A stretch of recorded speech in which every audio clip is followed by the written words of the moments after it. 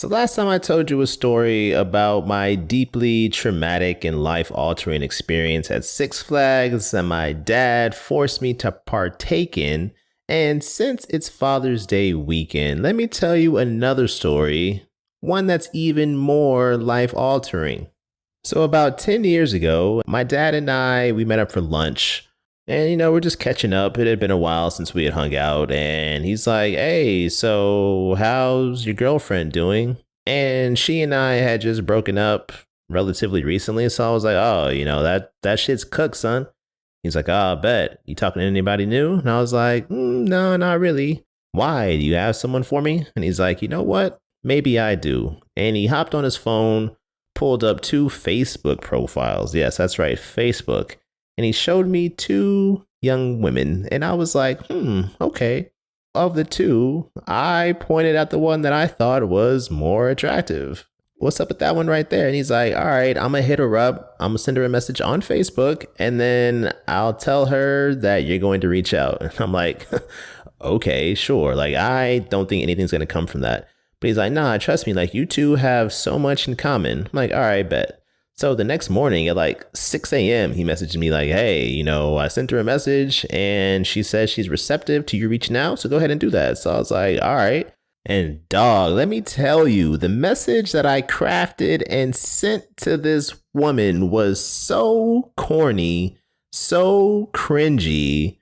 I am embarrassed and ashamed to even tell you what it is. Okay. Like, it is not reflective of what I think is a relatively cool personality that I have, but she rolled with it. So we talked for a couple of weeks. Eventually, we made plans to meet up for dinner one day.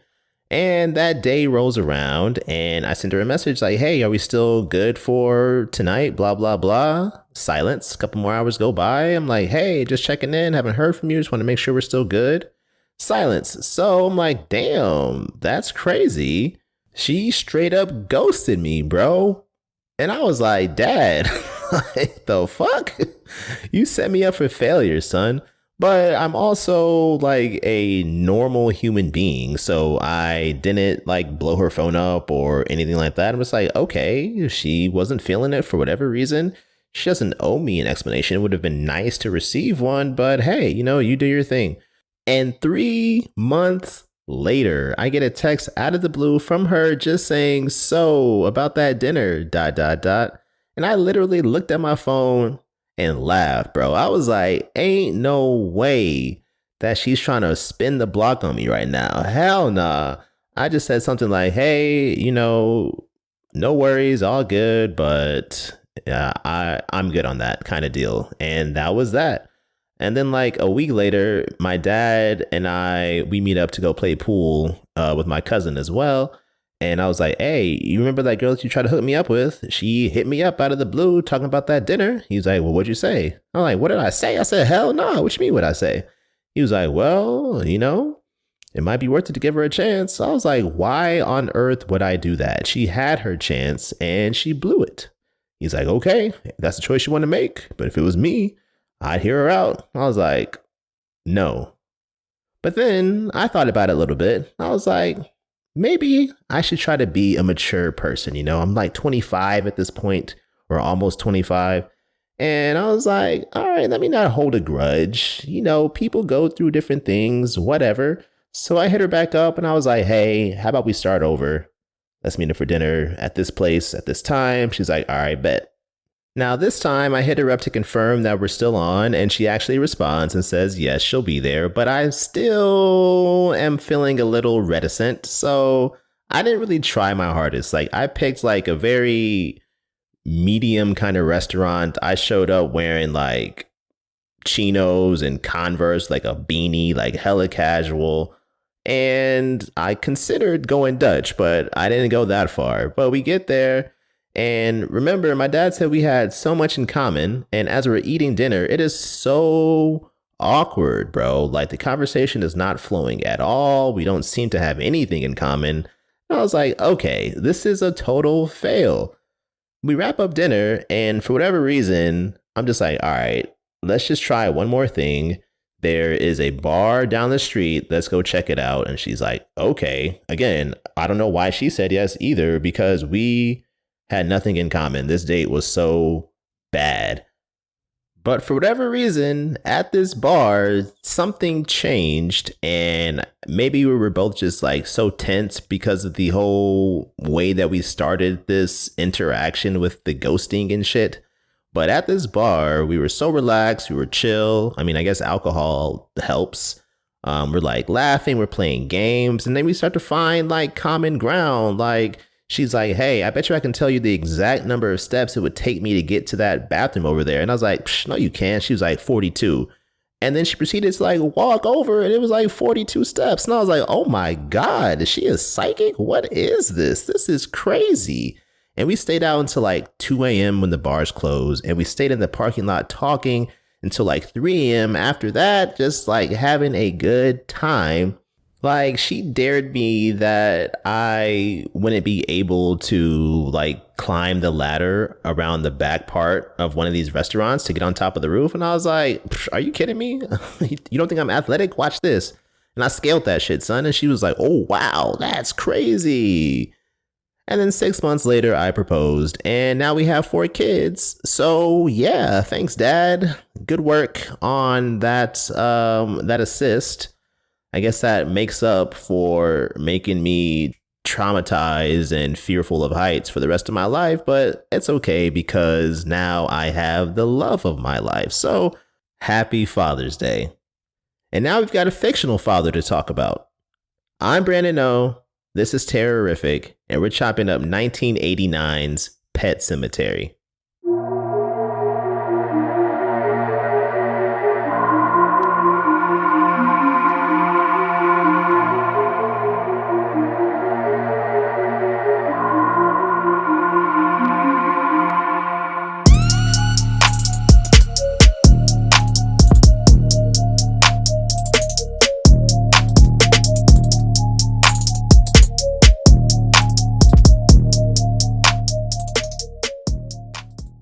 Welcome back to the place where it's perpetually spooky season. This episode is brought to you by DFW Landscaping Services, your experts for complete outdoor solutions in the Dallas-Fort Worth Metroplex. From routine mowing to full front and backyard transformations, they keep your curb appeal sharp and your weekends free. Their team specializes in custom hardscapes, vibrant flower and tree beds, and total lawn care tailored to the North Texas climate. They believe in being built for Texas and designed for living. Reach out to Matt and Cody today for a free quote at 469-389-0333. Or visit them online at landscapingservicesdfw.com. Once again, that's 469-389-0333. Let's build something great together.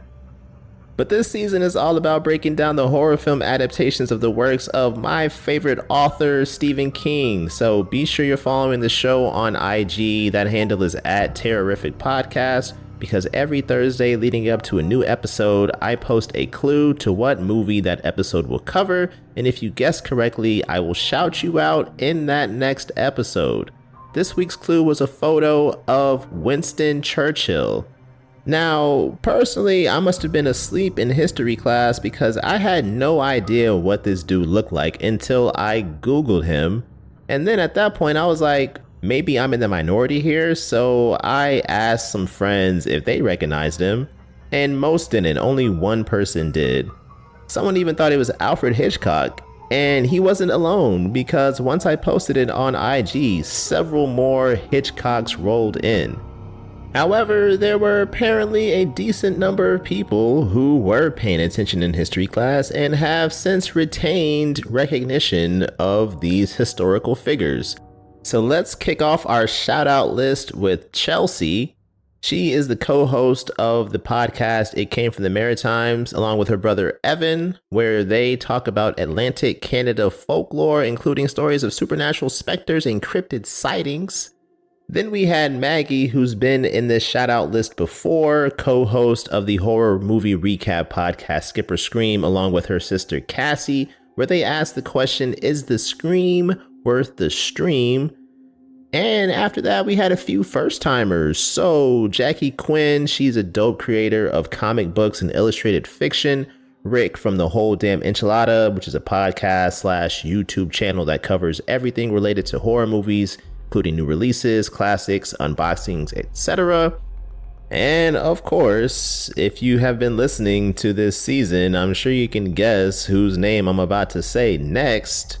We have Missy, co-host of the podcast Grimly, along with Meg, and they cover the creepy and unexplained, from true crime to urban legends and haunted histories, all while cracking jokes and throwing a middle finger to the patriarchy and the person currently occupying the White House, which I support 100%. Them throwing the middle finger, that is. Not the person in the White House. Wow, let me definitely clarify that. That would have been awkward. And I know I'm only with you for about an hour every 2 weeks, so if you're ever feeling lonely and these other podcasts sound interesting to you, be sure to check out the show notes for this episode, because I'll include all their handles to their socials, links to some of their recent projects, including collaborations that they have done with me, like an episode with Skipper Scream, we talked about the movie Match, and an episode with Grimly where we talked about grave encounters. And last but not least, and I'm sorry, I know you're getting antsy waiting for us to get into Pet Sematary after that long ass cold open and now this long ass roll call, but I gotta shout this person out because they have been trying to get an organic earned shout out this entire time. Okay, it's been like 10 weeks now, and they got one for Mother's Day out of pity. Okay. But this time it was earned. So shout out to my mother for correctly identifying Winston Churchill and making the connection to Pet Sematary. I texted her on Wednesday before I made the post. I was like, you ready for your guest tomorrow? And she was like, I'm just going to guess Pet Sematary for the rest of the season. And I should have made this the season finale movie just so she could guess for 10 more weeks. It's just to show how committed she really is. But I didn't want to be that much of a troll. So congratulations, Mom. You got your shout out. You earned it. Good work. And now let's get into it. Pet Sematary was directed by Mary Lambert, who prior to this was known for directing some of Madonna's top music videos, including Like a Prayer and Material Girl, but her other horror directorial credits include 1992's Pet Sematary 2, 2005's Urban Legends Bloody Mary, and 2007's The Attic. Pet Sematary's screenplay was written by Stephen King himself, adapted from the 1983 novel of the same name. The cast includes Dale Midkiff as Lewis Creed, Fred Gwynn as Judd Crandall, Denise Crosby as Rachel Goldman Creed, Miko Hughes as Gage Creed, Blaze Burdall as Ellie Creed. That's a badass name, Blaze, for a little girl too. Respect, parents. And Brad Greenquist as Victor Pascal. The film rights to Pet Sematary were originally sold to George A. Romero in 1984 for $10,000, but he had to pull out due to a conflict with another project. At this time, appetite for another Stephen King adaptation was pretty low after the run of so many of his adaptations in the late 70s to mid 80s, including Carrie, Cujo, Firestarter, Cat's Eye, Christine, and The Shining. But the 1988 Writers Guild of America strike caused Paramount Studios to reconsider because they were facing a possible shortage of new productions for 1989 release dates. Pet Sematary had a budget of approximately $11.5 million and grossed about $57.5 million worldwide, but most of that worldwide box office haul came domestically. The film holds an average rating of 3.2 on Letterboxd, and I rated it a 3.5 myself. The acting is a little tough at times, maybe a lot of times, but I really enjoyed how creepy the third act was. The film opens with a moving shot of a creepy-ass cemetery with a bunch of grave markers for deceased pets. Next, we see a house without a fenced yard, listed as being recently sold, located right next to a road as an 18-wheeler comes flying by. A station wagon pulls up to this house, and that's when we are introduced to our main family, the Creeds. They consist of parents Lewis and Rachel, kids Ellie and Gage, plus their cat, Winston Churchill. The family has just moved to Maine from Chicago because Lewis is a doctor and he's gotten a new job as like the head doctor or whatever at the local college. The family begins exploring the property and Ellie notices a tire swing hanging from one of the branches of the tall tree in the yard, and she promptly hops on it, and as she swings, she notices that there's a path leading into the woods behind the house. But the rope snaps, causing Ellie to fall to the ground, and she's crying in pain.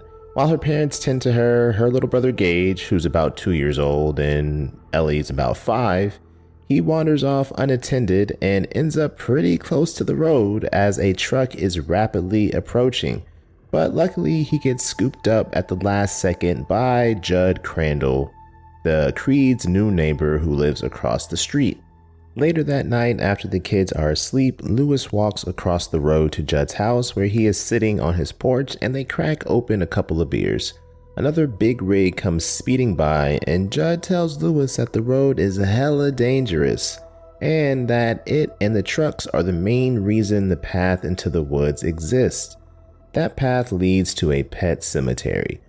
Judd says dogs and cats are constantly getting smacked, and Lewis mentions Ellie's cat, Winston Churchill, aka Church for short, and Judd says that he should get him fixed because fixed cats tend to wander less, and if he does wander, eventually he's going to get hit by a truck.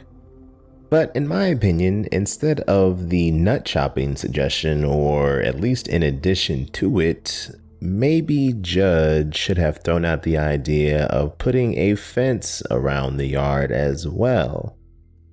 But the next day he takes the family on a little hike to the cemetery, which gets Ellie thinking about death and how Church will inevitably die, which is pretty heavy shit to think about for a 5-year-old.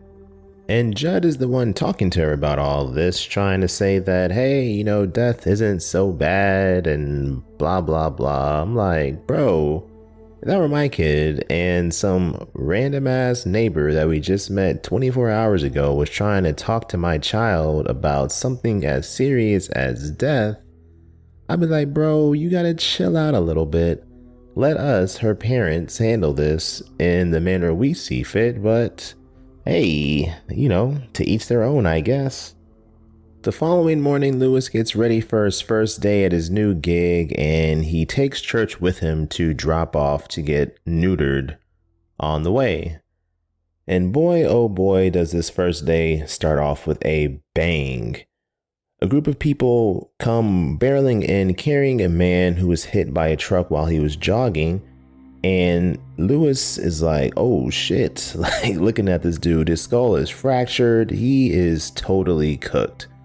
Lewis does what he can while the rest of the staff preps to have the man transported to a different hospital that has like a better equipped trauma center or whatever, but the patient seemingly dies. However, the dude then pops up and creepily says, "The soil of a man's heart is stonier, Lewis." 1, what the fuck does that even mean? And 2, Lewis is like, how the fuck do you know my name? And this dude says, "I'll come to you," before dying for real. And he does indeed come to Lewis as a ghost later that night, telling him to follow him. He says he wants to help because Lewis tried to save him. He leads him down the path to the pet cemetery.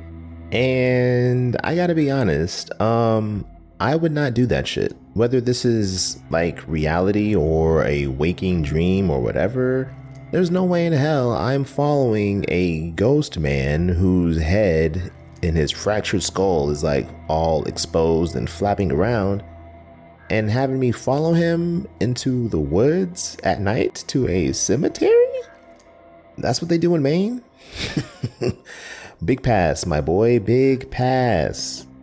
But Lewis is made of stronger stuff than me, I guess, because he does indeed journey into the cemetery, and the ghost dude warns him that there is an area beyond the cemetery that Lewis should not venture into, no matter how badly he feels like he must, because that's where the dead walk and the ground is sour.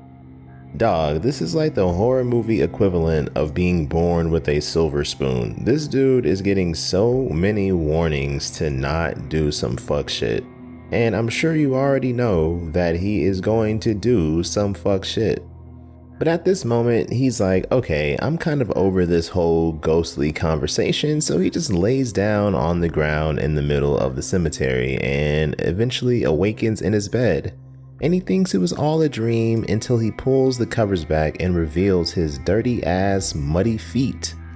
But the muddy feet actually may not be the dirtiest thing in his bed right now, because this fool went to sleep wearing his scrubs, dog. Like, you already were faced with like a crisis earlier with this dude with his broken head coming in. Who knows what other shit you came into contact with. And then you come home, lay down in your bed next to your wife wearing these scrubs. That is disgusting. And I would be pissed if I was Rachel, bro. Like, what the fuck are you doing, Lewis? Thanksgiving rolls around and Rachel takes the kids to fly back to Chicago to spend it with her parents, and Lewis stays behind. He gets a phone call from Judd, who tells him there's a dead cat in his yard and he thinks it may be Church. Lewis heads over and confirms that it is indeed Church, and he's like all frozen and frosted and stuck to the ground and shit. Lewis wonders how or if he'll break the news to Ellie, but Judd tells him there's a better way and leads him to the area behind the pet cemetery that is blocked off. It's almost like a dam of fallen trees and branches. And it basically screams, hey, don't go this way. And then 2, this is the exact area that the ghost dude warned Lewis not to venture into. But once Lewis and Judd climb over this dam, they go deeper into the forest and they hear some creepy ass sounds that sound like animals, like bird calls and stuff, but also something sounds wrong about them. And this is a fucking trek, bro. It's low-key impressive that old ass Judd could navigate all this uneven terrain. He's like climbing these trees, climbing rocks, climbing steep hills. Bro has to be pushing like 75, and he's just like, Lewis is the one that's struggling. They eventually arrive in a clearing that has some stones laid out in this wide circular pattern with intersecting lines, and Judd says that it's an old Micmac Native American burial ground. Lewis asks him why he brought him here to bury Church, and all he says is that he has his reasons. Judd says Lewis must dig the hole himself and bury Church himself because each buries their own.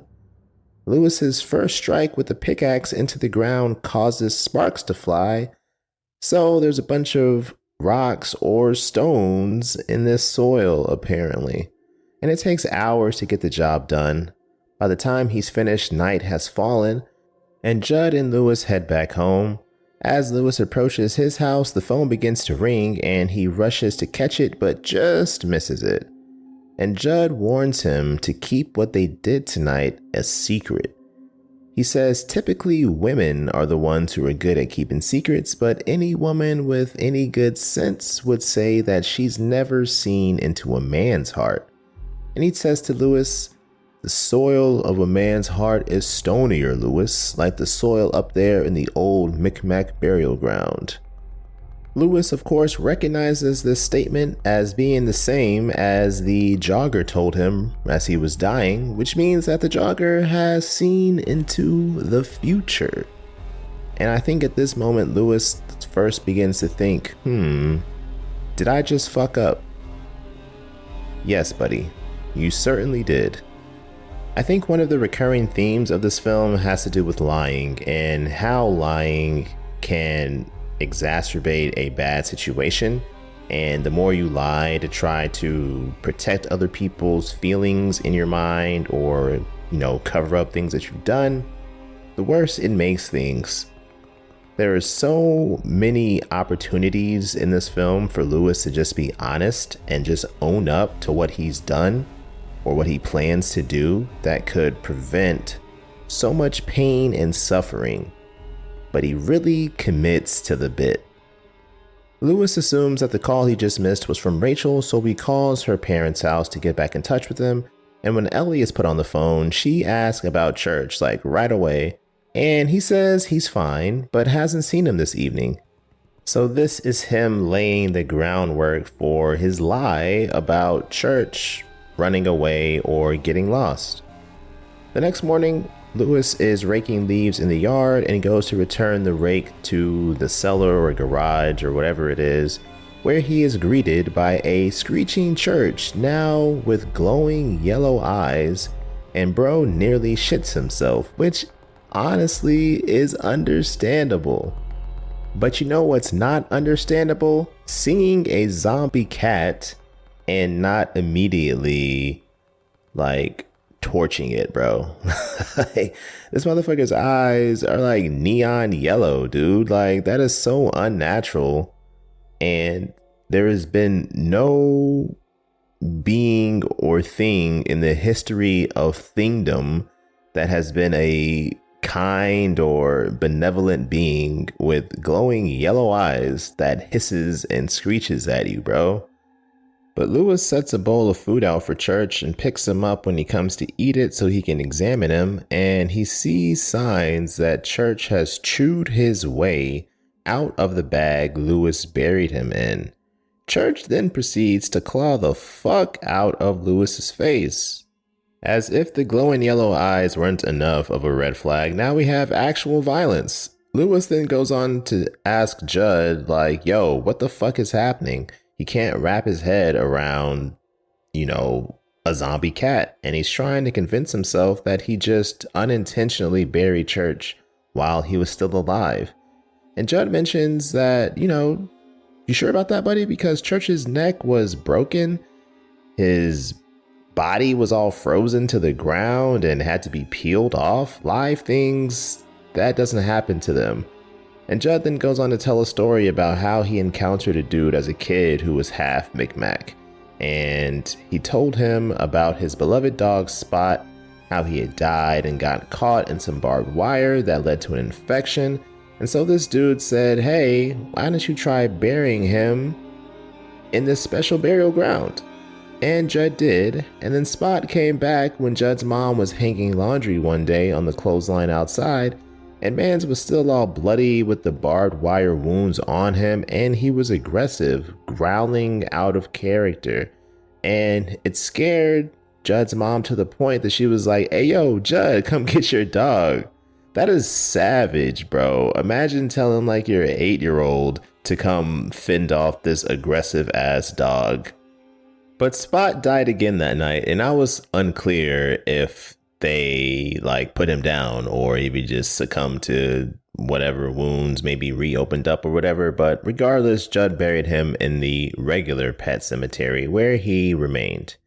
But Judd tells Lewis that he wanted him to bury Church in the Micmac burial ground because he felt like Ellie is too young to truly understand death. Bro, the lack of boundaries is crazy. Like, you've known this dude for like a few weeks or a month or whatever.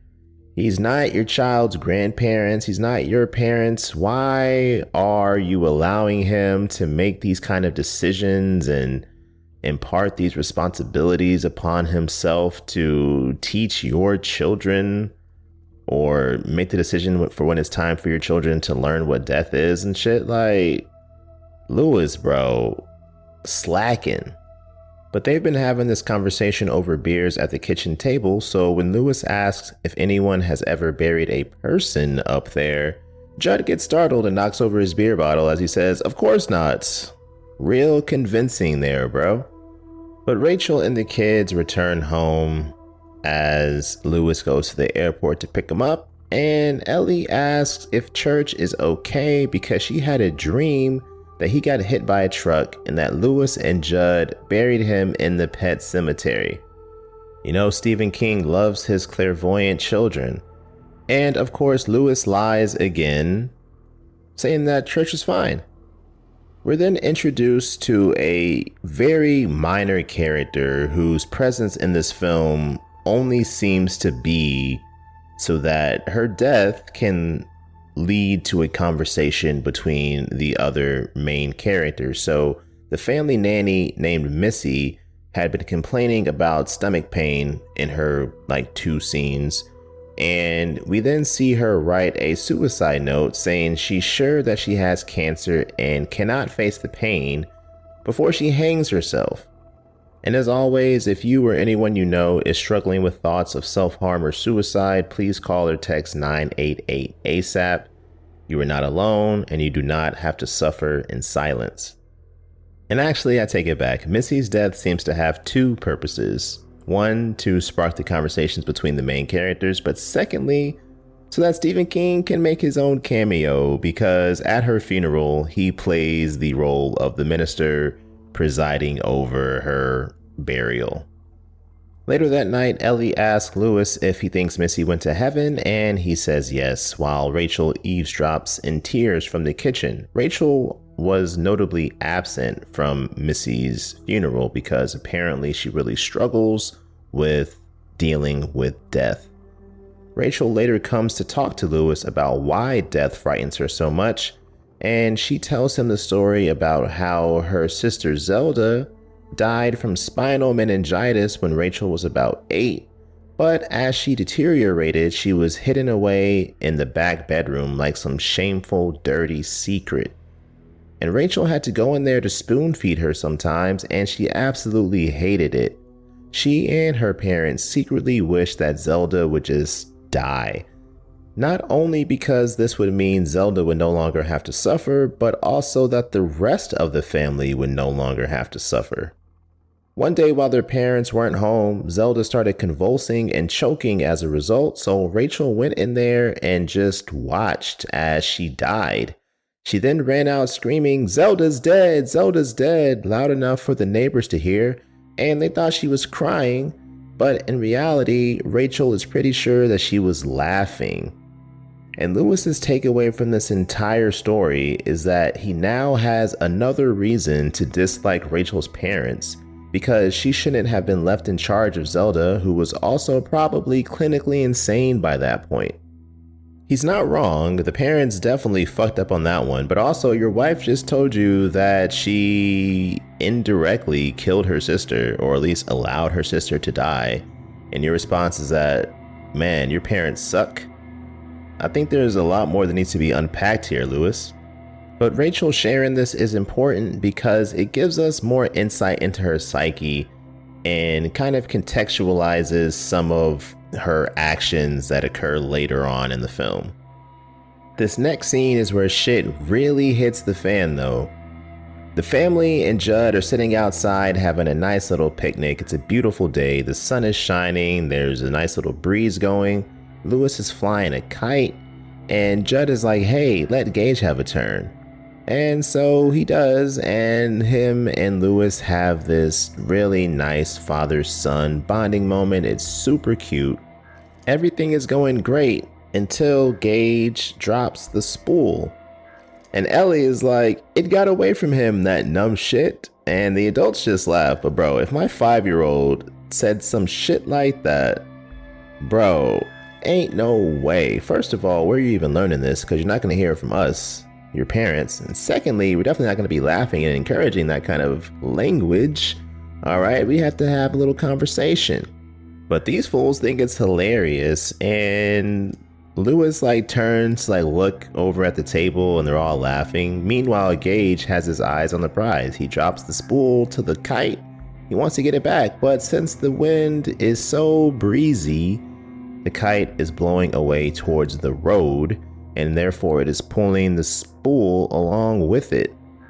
Eventually, Judd sees what's happening and alerts Lewis hey yo, your son's getting close to the road there, pal. And Rachel's like, get the baby! And Lewis turns around and is like, oh shit, and he races off trying to get to Gage as a big rig comes barreling down the road. And Lewis is hauling ass a little too fast though, because he trips and falls before he can get to Gage. Gage grabs the spool, but unfortunately he's standing in the middle of the road when he's able to grab it, and the driver is distracted. By the time he looks up, he can't stop in time, and he runs Gage over. Yikes. After this tragic accident, Lewis is sitting at the kitchen table looking at photos of Gage. He's still wearing his clothes that have Gage's blood splashed on him, so this whole visual is very, very sad. Judd walks in and says that Rachel's sedative has finally kicked in, so she's asleep. Ellie then comes in shortly afterwards holding a picture of her own where she's pulling Gage in a wagon, saying she's going to hold on to it until God lets Gage come back.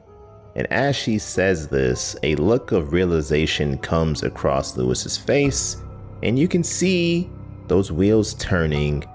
Bro is definitely thinking about taking another trip up to the Micmac burial ground. But let me tell you about the biggest piece of shit in this entire movie, bar none, hands down, Rachel's fucking dad, okay? At the funeral, this motherfucker goes up to Lewis and is like, hey, I knew this would happen. I told Rachel this would happen when y'all first got married. I told her she would have all the grief she could stand and then some.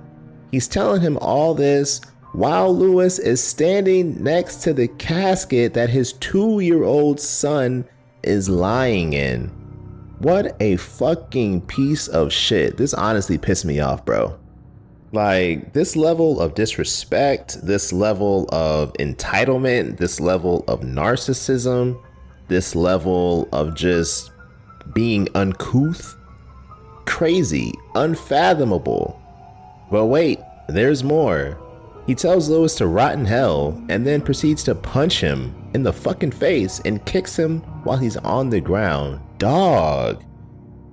And like the fact that people are just sitting there like watching this unfold and like not trying to check him is crazy. People don't step in until Lewis pops up off the ground mad trying to get some get back, and they're like, hey man, hey bro, chill out. This is your son's funeral. Get a hold of yourself. What? Lewis needs to get a hold of himself? Okay. And to make matters even worse, Rachel's dad like falls over during this whole kerfuffle, and he like falls into the casket and knocks it over onto the ground, and Gage's tiny little arm is exposed and just fucks everybody up seeing this. Like, real talk, Lewis gotta drag old dude outside and just immediately stomp him the fuck out. That is unacceptable. Unacceptable. There is a time and a place for everything, and engaging in fisticuffs with your son-in-law, I would say doing so at your grandson's funeral is probably the worst time and place imaginable. And I understand that everybody grieves differently. That's fine and dandy, but come on, bro. This is some crazy shit. When I saw that, I was like, wow. At first I was thinking, you know, once I started being mad, I was like, you know, it's probably unrealistic, right? Like, no real person would ever behave like this. And then I'm like, you know what? I don't know. There are some wild ass people out there who like to make themselves the main character a lot of the time. So this is definitely plausible, I think. And yeah, that's insane. I can't get over that.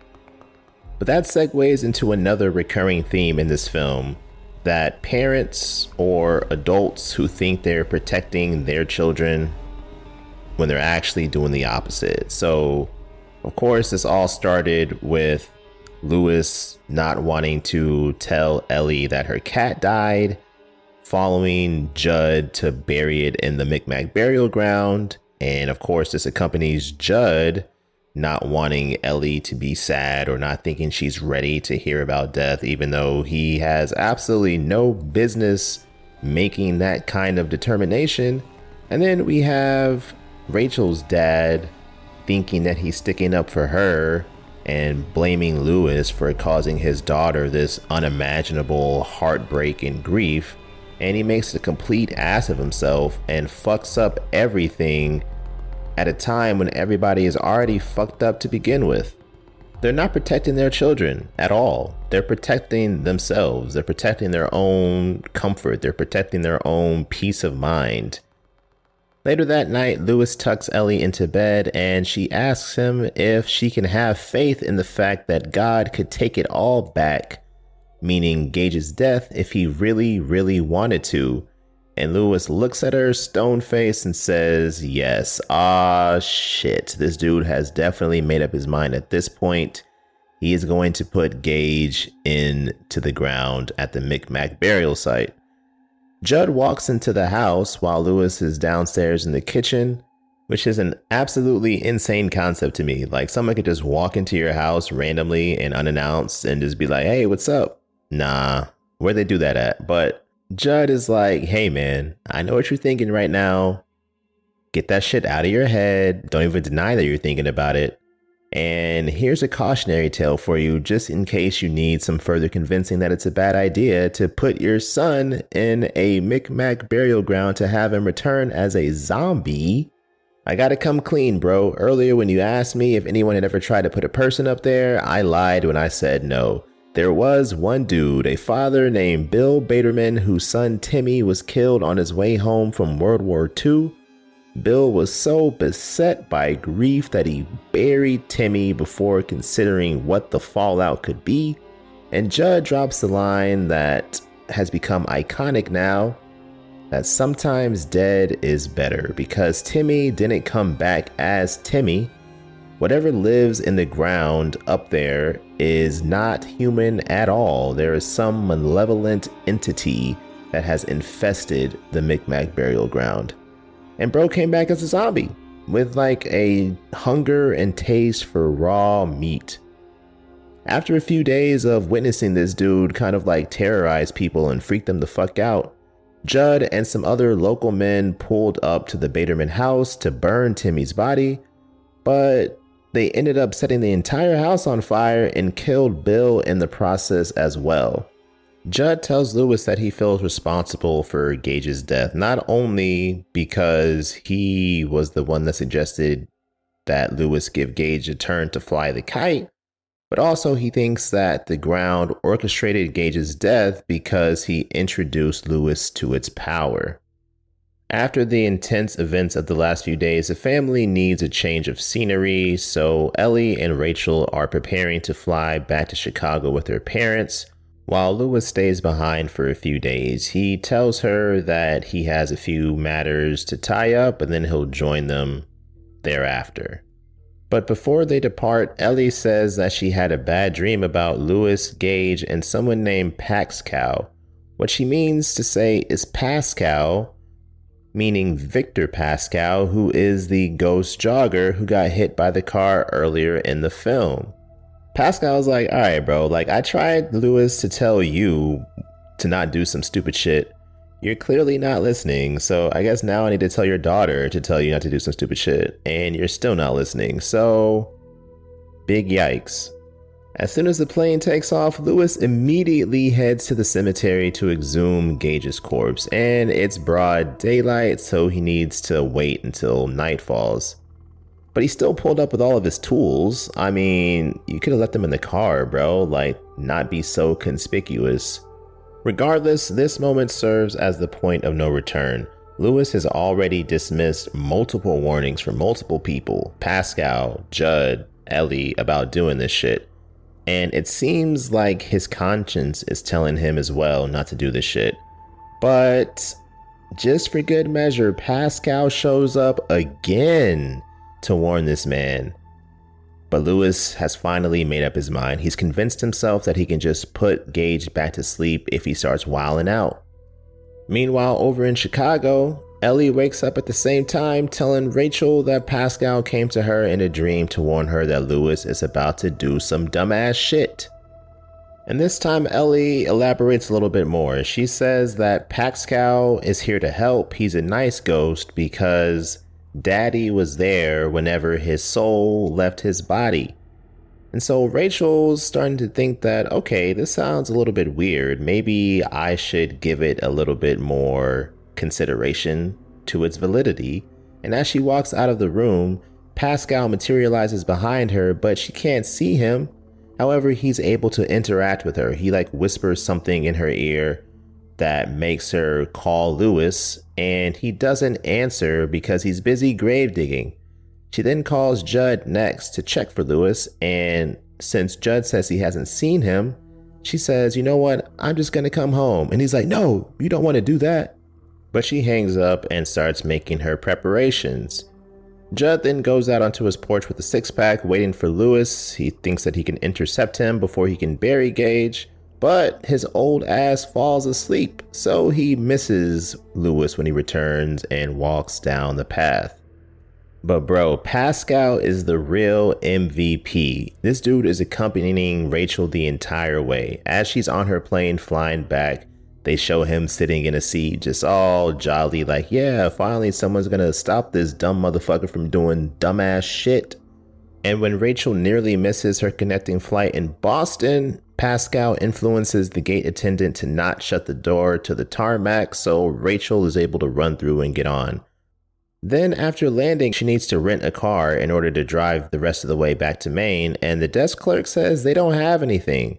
And so Pascal suggests one that's a little damaged, but still drivable. So the desk clerk is like, hey, I have this one that has a big ass scratch in it, but if you want it, it's yours. And Rachel's like, yep, I'll take it. And as she's hauling ass back home, the car blows a tire and ends up in the ditch on the side of the road. And Pascal pops up again to say that the burial ground entity is trying to stop her. Rachel then ironically is able to hitch a ride the rest of the way with the same driver that ran Gage over to begin with. But thankfully, she doesn't recognize him. It's absolutely insane though that this dude was back driving his regular route like, what, a week? 2 weeks after running a kid down on the road? Yikes. Lewis successfully buries Gage and returns home and passes out in bed, still wearing his clothes and his dirty, muddy ass shoes. Gross. And while he's asleep, little zombie Gage comes home as well. He finds Lewis's medical bag and takes his scalpel out and heads on over to Judd's house. Sleepy ass Judd is awoken by a crack of thunder, and then he notices small, childlike, muddy footprints leading into his house. He walks in and hears a child's giggling and asks, "Who's there? Bitch, who do you think is there? You know damn well what Lewis did. What other fucking kid is gonna be giggling in your home in the middle of the night? And also, holy shit, that is a terrifying thought. If I woke up after passing out from drinking some beers and I'm probably hungover and I'm old as shit on top of that, I don't know how he didn't have a heart attack, bro, because my shit, I would have been shook, dog. Seeing these little tiny footprints leading into my house. I'm also not going in there. I'm sorry. I'm calling somebody, whether that's Lewis or the cops. I don't know how you explain that to the cops. Like, hey, I'm pretty sure there's a zombie kid in my house. Please assist. But, you know, maybe the Maine police are more amenable to that kind of thing. Gage's giggling is coming from somewhere upstairs. I think he says something about wanting to play hide and seek with Judd. And Judd's like, is that you, Gage? What are you doing up there? And at this point, he does get at least partially smart because he pulls out a folding knife. But then he gets dumb again because as he enters his bedroom, he hears the giggling coming from underneath his bed and he kneels down to look under there. And that's when Church pops up in his window as a distraction. So when Judd looks over at Church, again with his glowing yellow eyes, super creepy ass cat that never should have been allowed to roam around to begin with, this allows Gage to emerge and saw into this man's Achilles. Bro then sits there watching stupidly as Gage strolls up on him with his open mouth and slices the scalpel across that open mouth, splitting that shit. And as he falls backwards on the ground, Gage pounces on him and rips his throat out with his teeth. R.I.P. Judd. But I'm sorry, bro. Sliced Achilles or not, you gotta punt this kid out of there, dog. Like, he's a little 2-year-old. He's tiny. You still got one good leg. You still have both of your hands. Like, piece this kid up, bro. What are we doing? Why are we just letting them slice your face up and shit? Like, I get that there's probably an element of shock there, like seeing this deceased child or formerly deceased child and still in his little funeral suit and shit. And he was remarkably intact for a small human that got plastered by an 18-wheeler, but still, Judd, man, put your hands up, at least block the slice. Something. You just sat there and watched it, waited for it. And while he munched on your throat, just took it. Madness. Rachel arrives and gets dropped off in front of the house, and Pascal materializes in the front seat of the big rig, says that, hey, this is as far as I can go. You got it from here. Good luck. But I think he knows that she's fucked, and Lewis is fucked, and everyone's fucked. But Rachel starts off towards her house before she hears Zelda call her name from Judd's house, along with some giggling from Gage, so she heads that way. Before she walks in, Church hops out with bloody paws, and she sees this and just kind of dismisses it. I don't know if she thought that Church like grabbed a bird or something, but I would have done a little bit of a closer examination. Anyway, she hears groaning from upstairs as she enters the house, and she slowly ascends the stairs before entering the bedroom. And while in there, she hallucinates Zelda in the corner, tormenting her, before closing her eyes and reopening them to see it's actually Gage. And this kid is wearing a fucking top hat, bro, and he has a cane too, looking like he's about to drop a fire show tune. Like, where did he find this costume, this outfit? I'm not gonna lie, boy had some drip, but still, a zombie 2-year-old wearing a top hat is fucking absurd. But she sees him and she's like, oh my god, Gage. She's like, her heart is melting. There's like a look of relief that washes upon her face, ignoring the fact that he is clearly undead. And he's like, I brought you something, mommy. And he pulls out his trusty scalpel, shows it to her, and she's still like, oh my god, Gage. And she goes to hug him while, I reiterate, he's holding a fucking scalpel.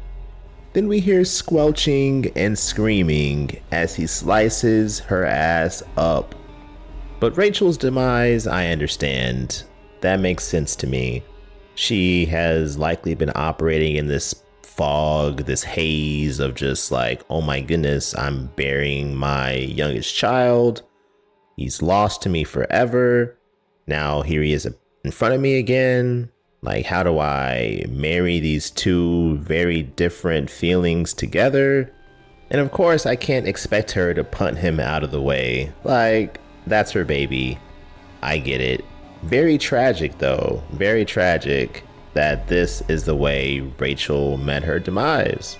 And this may be a little bit of a stretch, but I do wonder if this entire scene between Gage and Rachel was kind of emblematic of the feeling that some parents have that parenthood isn't what they thought it was going to be, or they don't really enjoy it, or whatever it may be. Like, I think some people may see children as the thing that like killed their fun in life, their enjoyment in life. They can't travel and do shit like they want to anymore. They have this restriction and this ball and chain and shit.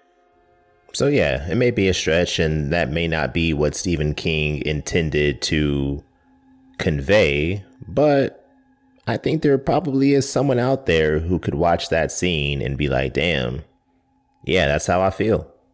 But Dr. Dumbass wakes up the next morning and sees Gage's muddy footprints are in his room, along with his open medical bag and the missing scalpel. Rachel's dad then calls the house saying to put Rachel on the phone because Ellie is absolutely hysterical and convinced that her mother is dead. And Lewis has this look on his face like, oh shit, I fucked up. Yeah, buddy, you did. So he hangs up the phone saying he can't talk right now, and he starts heading down into the cellar where he sees Gage's footprints lead, and the phone rings again. He answers annoyed, thinking it's Rachel's dad, but it's actually Gage. saying he's at Judd's house and wants Lewis to come over and play with him. He says first he played with Judd, then Mommy came over and he played with her, and now he wants to play with Lewis too. And hearing these lines in this childlike voice, bro, was so chilling. Lewis grabs 3 syringes and fills them with morphine and heads over to Judd's, and he finds Church standing watch on the porch. He tosses him a raw steak, and while Church gobbles it up, he grabs him and shoots him up with the morphine, and it kills Church again. For good this time. He then walks into the house and it's overgrown with like some sort of dark green rot, but it turns out to be an illusion created by Gage. He then discovers Judd's fucked up body upstairs, and as he stumbles out of the bedroom, Rachel's body then comes crashing down from the attic, hanging from a noose, as Gage laughs from up there, looking evil as fuck. This little minion then dives at Lewis and tackles him to the ground, and honestly is whooping this man's ass, bro. He knocks Lewis's second syringe out of his hand and bites a big chunk out of his chest. He then stabs him a few times with the scalpel, slices him a few times. Eventually, Lewis is able to kind of like shove him off and create a little bit of space, but then he beckons to him to come close. And as Gage does, he takes his third syringe, plunges it into his neck, and this time Gage dies. For real. Lewis douses the place in gasoline and burns the house down. He then carries Rachel's body out of there and starts heading down the path back to the burial ground because clearly he has not learned shit throughout this entire process. Also, he's definitely gone insane at this point, so, he's way too far gone.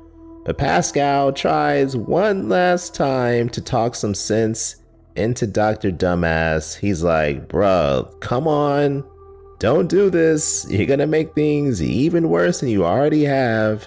But Lewis tells him that it will work this time because he knows he waited too long to bury Gage.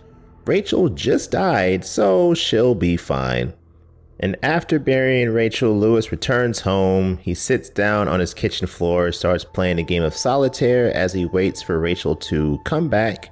And she does walk in with a missing eye, and the wound is leaking blood and pus. She looks immensely fucked up. But apparently this gets bro immensely bricked up because they start making out as she slowly reaches for a steak knife that's sitting on the kitchen table. The screen goes black as we hear a squelch and Lewis's screams echoing. End of movie. Man, that third act, what a ride. I mean, when they were making out, like, that blood and shit was like leaking into dude's mouth and he was just like lapping it up like, yeah, girl. There was like tongue involved and shit. I'm like, oh my goodness, this is some nasty ass shit. Like, dude has lost his entire mind. Wow. So yeah, I think the overarching theme of Pet Sematary is grief and our ability or inability to deal with it, and our ability or inability to accept fate and the cards that have been dealt to us. Trying to save one thing led to losing everything. That is some bleak ass shit. And this ties into the theme of parenting that we kind of touched on earlier. How do you find that balance between wanting to protect your children with allowing them to learn about the inevitabilities of the real world? And I don't know, man, like, honestly, I think about this from time to time when it comes to my own kids. Like, I know we're going to have tough conversations in our future, and it's going to be hard to like walk that line between, being honest with them without, being too honest. You want to give them the tools and the information they need to develop into functioning members of society and adults. But at the same time, like, how do you determine when is the proper time to have those conversations? I don't know, man. It's tough. Lewis was dumb. He did some super dumb stuff. but he was understandably dumb and tragically dumb. But that's all for me. I'm out of here. Don't forget to follow and subscribe on whatever platform you're listening to if you haven't already. And if you leave a 5-star rating, that will help the show continue to grow, and I would very much appreciate that. I'll see you in 2 weeks for the next Stephen King adaptation breakdown, but in the meantime, remember, always keep it spooky.